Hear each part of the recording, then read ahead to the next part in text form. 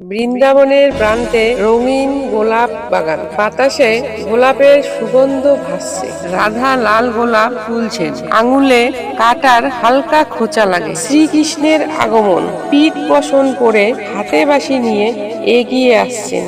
শ্রীকৃষ্ণ রাধার হাত আলতো করে ধরছেন। শ্রীকৃষ্ণ বলছেন, রাধে, কাটা আছে বলেই তো গোলাপের সৌন্দর্য আরো বেড়ে যায়। রাধা মৃদু হাসি আর সামান্য অভিমানের ছোঁয়া নিয়ে তাকাচ্ছেন শ্রীকৃষ্ণের দিকে।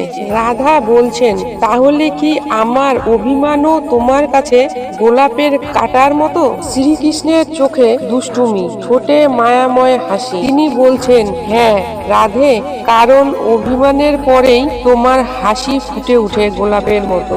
গোলাপের সুবাসে ভরা বাগান, হাওয়ায় ফুলের পাপড়ি উঠছে। দুজনের হাসি মিলেমিশে একাকার।